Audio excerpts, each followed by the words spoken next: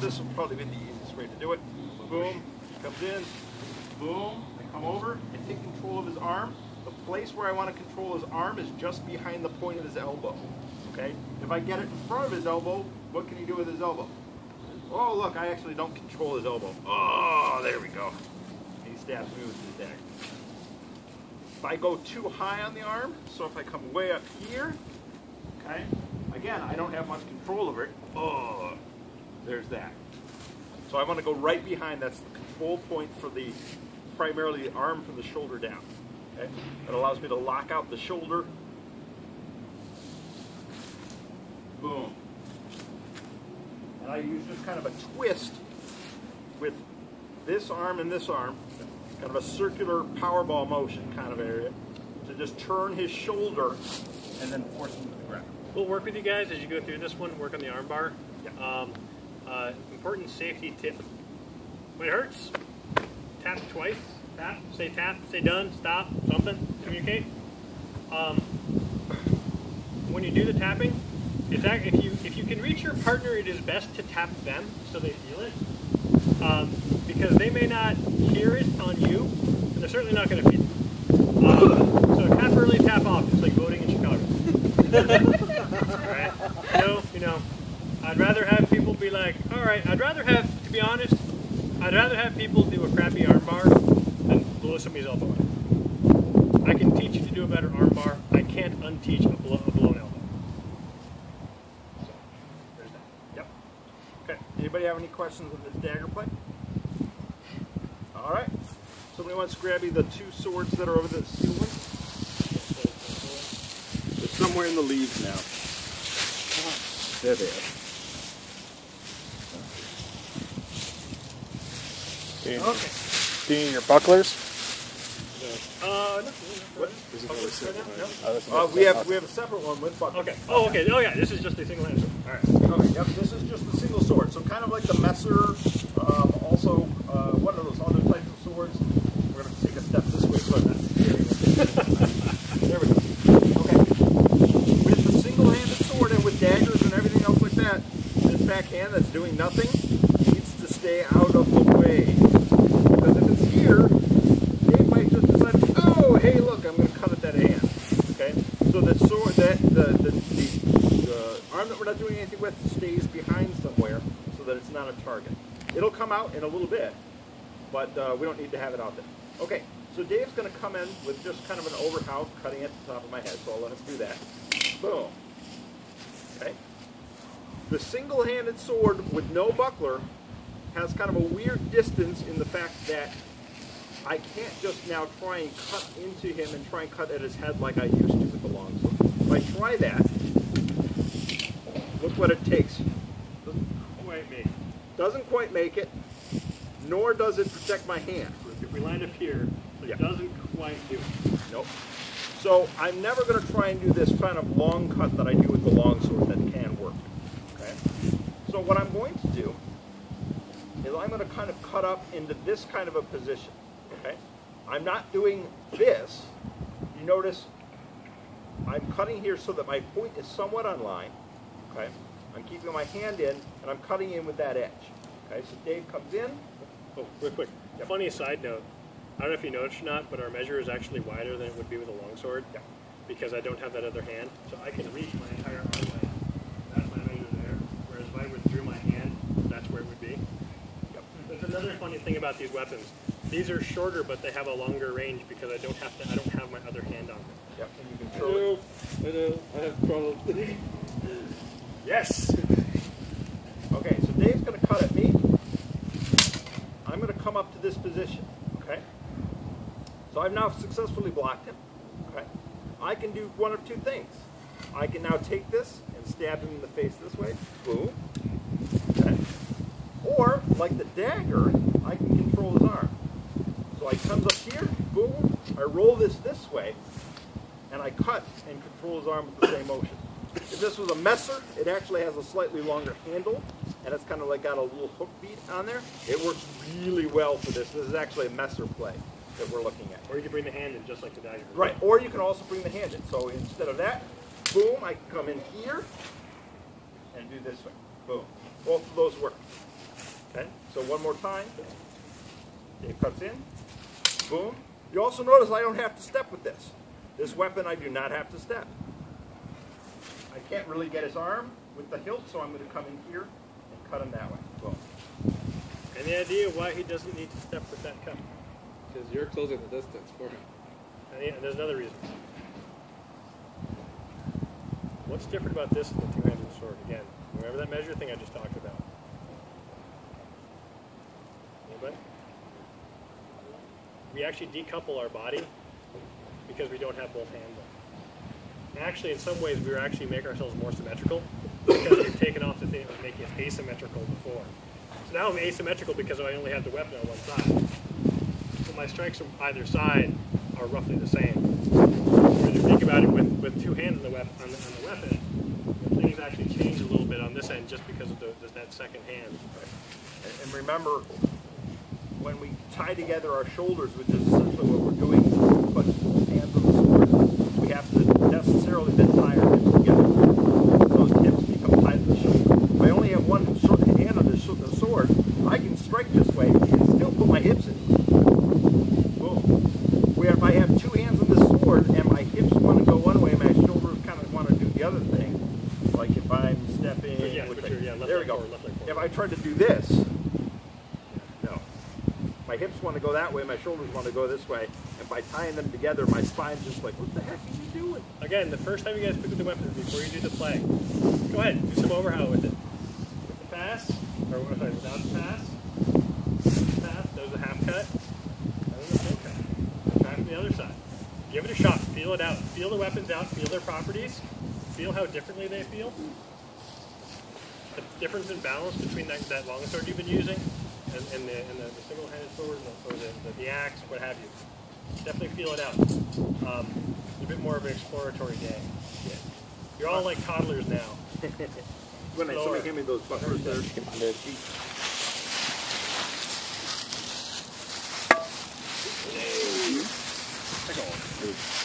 Okay, very similar play now with the sword and buckler. All right, this time we've got something that actually can protect our hand. Okay, and now this actually starts to play a little closer to longsword in terms of how we move and whatnot.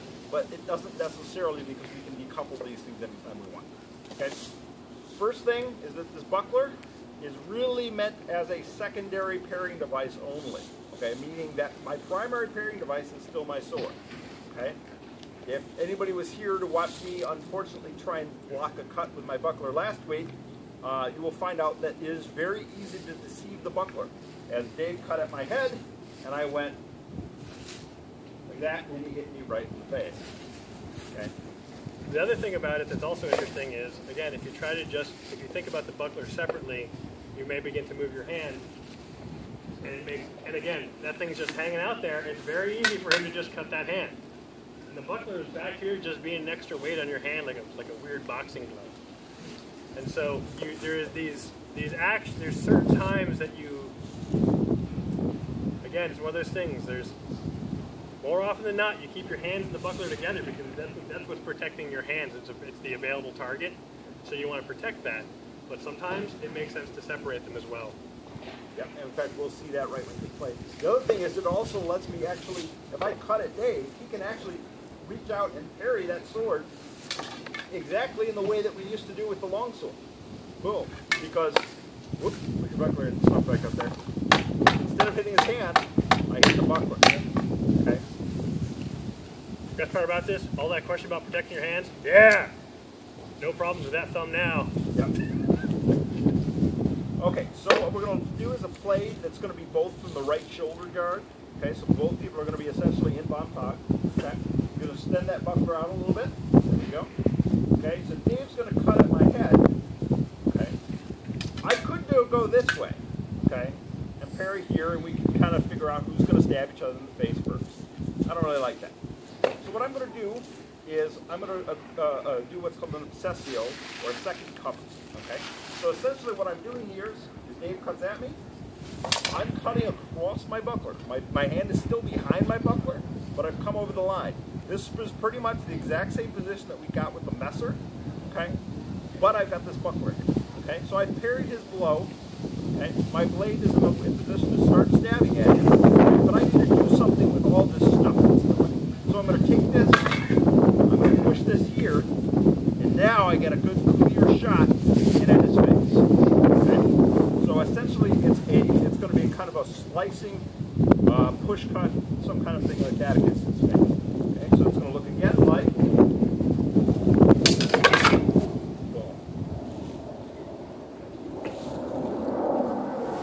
what happened there. So he keeps his hands and buckler together when there is danger of being hit. But then he uses his buckler. He separates the hands as a clearing action after he is safe.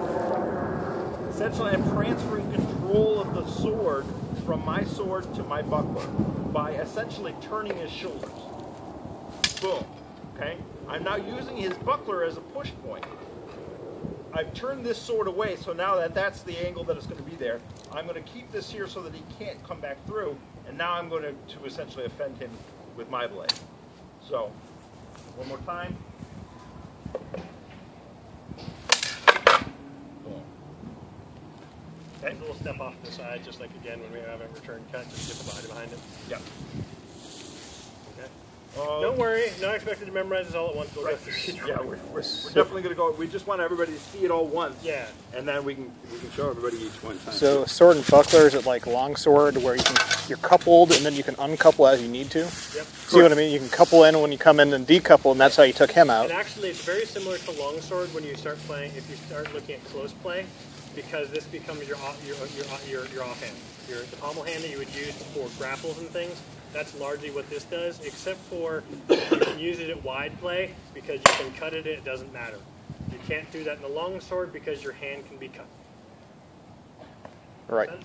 You can't punch the other dude, so it really makes no sense to bother using it out there until, you know, the rare occasion when you have stilled the blade and you can do a blade grab or something like that. All right.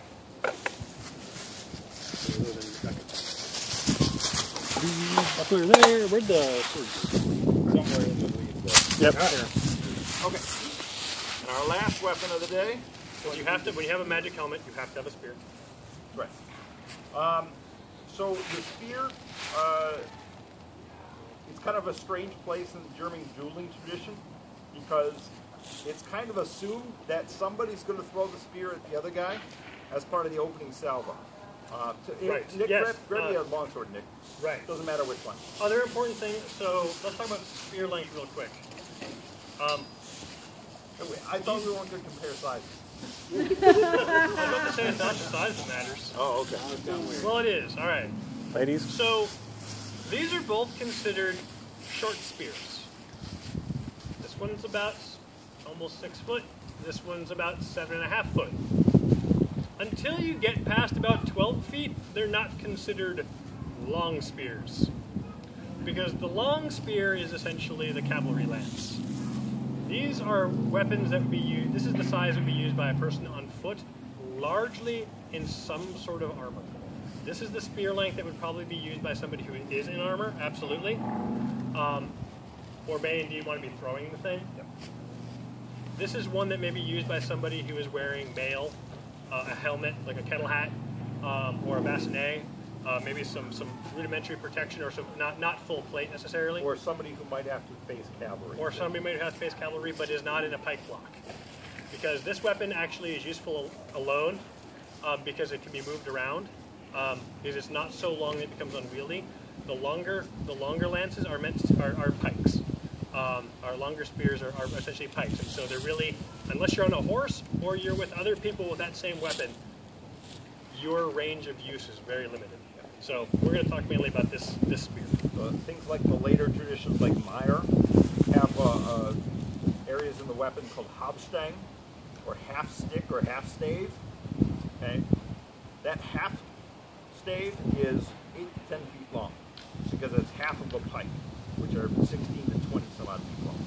So if you think, oh, half stang or half staff. Yeah, Oh, as long as this. So a lot of times in the German material, you actually see them start like this with the long sword alongside the spear, because you're not going to be drawing this thing. So you're going to start off generally with the spear, the sword, and the dagger dagger your belt, these two things. And we've got a lot of things where, you know, the opening salvo is they start to lay on, and all of a sudden somebody just does this. Right. And throws the spear at the other guy. So this is an interesting point in the German material because of some of the richness of the German material as opposed to the other traditions, like the Italian tradition. This is explicitly stated in at least 2 manuscripts, the Hellhoff manuscripts, and is likely actually... Oh, it is, so it's more than that, okay. Yeah. So it is more than that, so it must Oh, yeah. be. It's So all over the place. essentially what it looks like is that this was probably some part of the codified dueling rules, like you had to cast a weapon. This doesn't show up in the Italian material. Maybe it was, I guess strictly it would be allowed, but it wasn't, like these are clearly masters pointing out, and they talk about this tactical scenario very specifically. And so it's a really interesting one in that regard, that's very specific to the German material. Now, it has uses other places, but it appears that this was actually probably part of the dueling laws. Yeah. All right, so technique-wise, we're going to actually do 2 techniques with the spear because it's pretty simple. Okay? These are going to be both things that you're going to be familiar with from the longsword. Okay? Hey, guard, which one is this? Flug? That's right. All right, which one? You're on that side. I'm still on the right. Want me to flug on the left? Or you got the left? Okay. Actually, yes, take the other side. There we go. Okay. So the first thing we're going to look at is pretty much the absetzen. Okay. Remember, this is from the thrusting, essentially a flug-to-flug thrust, and essentially all Dave is going to do is, let me see how to, yeah, okay. So I'm going to come here, and I'm going to take a little bit of a step to gain angle on him, and then I'm going to thrust at his face. And that's what he's going to do. Roll up, and then he stabs me. Boom. Okay. This is actually, so remember in Flug we talked about the point being straight off that hip, we're just closing off this line. With these longer weapons you may see like when I had Vumpog, I cheated the haft across the body. Same thing with the spear, I'm cheating Flug across the body. This just happens to be because they're longer, we can do that, and it helps to close off. Because I can close off 2 lines, I might as well. Essentially, the argument. Yep, and they also take a little longer to uncross than a longsword does too. So I don't have to So if I'm out here and I need to do something over here, my body's in the way. I just can't. Like I can do that, which is actually one type of parry. But also, if I'm starting from over here, it's a lot longer to go. The other thing is also that based on the length. It's just like, and I'm going to use the hockey analogy again, the goalie that comes up to cut off the angle, that's what the spear does too. So at this point, I can push forward. Dave's protecting that side. You don't even have to do that. He's just there. That's there. Okay? If I go on this side, that's there. So it's a very small amount of motion to actually protect that. So what that looks like is, that's it. And the other thing is because these only attack with the point, this is essentially, this is the beginnings of rapier fencing, right here. Okay? Because we now have a point-oriented weapon, there are things about this that are different than weapons that can strike. Though we can still do half strikes, but they're not really the primary methodology of this weapon. Okay. Switch this. Sorry. All right. There you go. Sorry, I'm just shortening my spear so I'm not... There we go. Okay, so what I'm going to do is I'm going to take a small step this way. That gives me angle now against him. And now I'm going to thrust forward. He brings it up, winds, and thrusts in. Boom. So what this actually is, I'm just lifting my hands up in 2. Ox. And then we just drive it home. Yeah. He starts his contact in flug, and then winds up into ox and thrusts in. Boom. Notice he's actually stepping in with the thrust as opposed to just doing like a pull cue. Okay? This allows him to actually maintain leverage and control over the spear. If he pull cues it, There's your leverage. right, pull cues it, And he defends himself. that's very easy to defend. Yep. Versus, come back, and now he stepped in. My spear now actually goes closer to his hand, where he's got all of his leverage. Okay? So while you think that it's cool to just kind of fling this thrust out, Which it is. It is, in certain places, it's totally cool. Because really- this spear that he thinks is this long is now this long. Yeah. really fun, actual recommended place to hit is the hand. Yeah. Boom. It's really fun to be out here at range because so interesting thing about the spear that we haven't really talked about, but this comes up a lot in the point-oriented weapons. This might sound familiar to you, John. When the points have crossed, the fight is on. Yep. Somebody's about to get stabbed. We have really different weapon lengths here, so it looks a little funky. But if I shorten my weapon up to the same length, once we're here, it's on. Yep. I mean, Even a little earlier. Yeah, it's actually right about here. It's on now. As soon as you cross. Because somebody's about to get stabbed. These move very, very quickly, and man, the point moves fast. Okay? And that's a little different than the cutting-oriented weapons. And is one of the really neat things about the spear that, coming from a school that used to also teach rapier, it was funny because we actually did some of this together with rapier students who were all like, dude, I don't know if you guys understand where you guys are having so many problems. This is just you know, the point. Of course, they've been doing point-oriented stuff for a year, and all of us medieval guys have been doing stuff with cuts and other combined actions. We're like, oh, this is kind of new. So anyway, All right. So big ass rapier. there's that one. We'll do one other one. So as I thrust in, or no, as Dave thrusts in at me, okay, I'm going to pull this way. What he's now going to do is pull or jerk back with the spear, and then stab my other side. Boom. Okay. What do you call it? Duplaren? Close. Oops.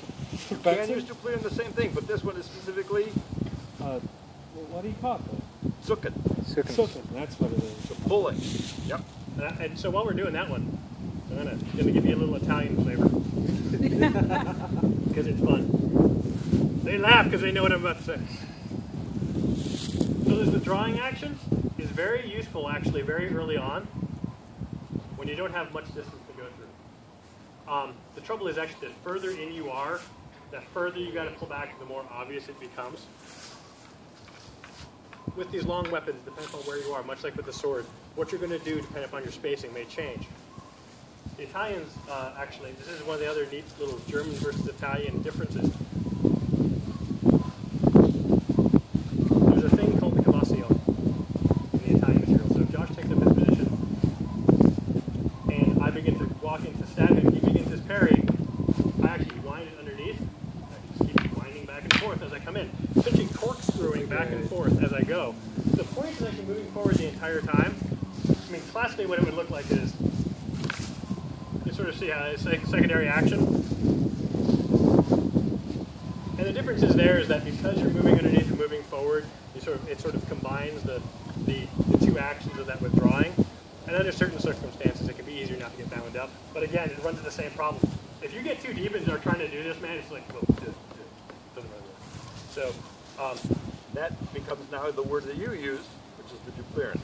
Right. So I'm not sorry, not the defexum. Defexum. Yeah. neat stuff. Okay. So anybody have any questions on that real fast super introduction that we're going to go around and watch everybody and help everybody with? I don't even know what time it is. Is it like, it's like 5:30 now? 5:15. What is it? 5:15. Is it really? All right. We're doing something.